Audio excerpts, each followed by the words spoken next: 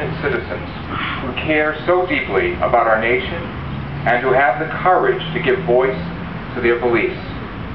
However, I also come to a place with a heavy heart, knowing that on this land, Carter Park, is where our forefathers came to train for the Revolutionary War, and many of whom died, so that we could live free from tyranny and in a nation that respects our basic human rights.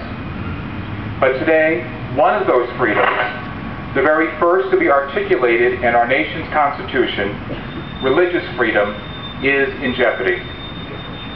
So I join you today as an ordinary citizen, representing no church, no political party, or any other organization, in this vital movement to preserve one of our most basic human rights as Americans, our right to religious freedom.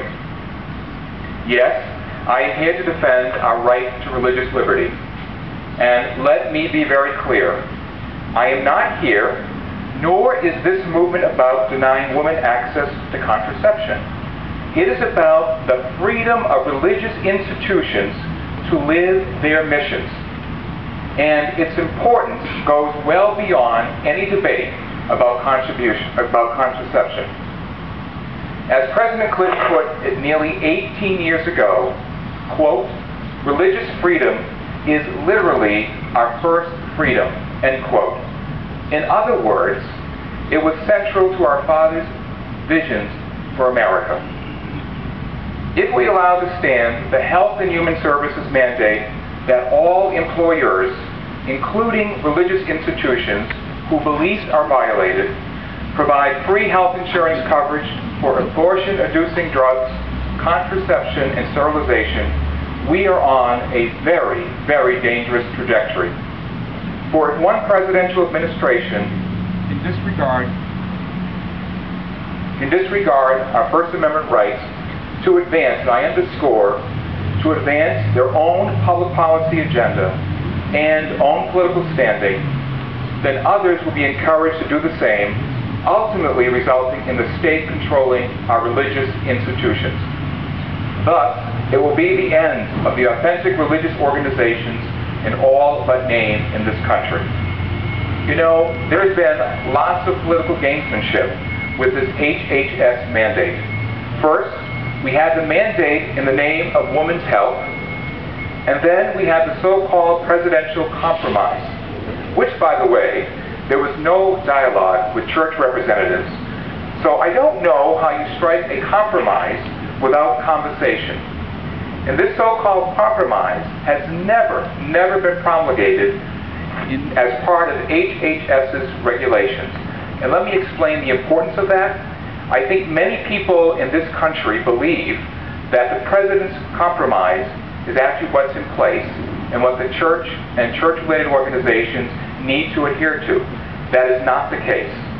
The president's compromise that he announced many months ago has not, as I mentioned, has not in any way been promulgated, which means has not been officially recognized by HHS. So the initial mandate that all of us heard about in terms of requiring religious institutions to in fact provide free health insurance coverage for those areas of abortion, inducing drugs, contraception, as well as sterilization, is still in place.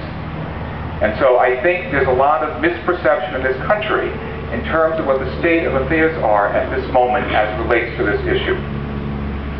Furthermore, given that many of our church organizations are self-insured, this so-called compromise, which does not yet exist, does not address the violation of the First Amendment. However, other favorable administration entities have been given exemptions to the Affordable Care Act. Now think about this. How unfair is this? That here we have one of our constitutional rights being violated, and we're only asking for an exemption. But yet, there are many other entities in this country who already been given exemptions, which have nothing to do, quite frankly, with constitutional rights. It has all to do with the financial burden. And also, quite frankly, to be very honest about it, it's also trying to, in fact, bring favor to the administration with certain groups that are very much part of, party bases. And so that's what's going on in this country. We can't give an exemption because of constitutional reasons, but we can give exemptions for financial and political reasons. Well, let me say, as I mentioned, but no exemption for our religious institutions whose constitutional rights are being trampled on.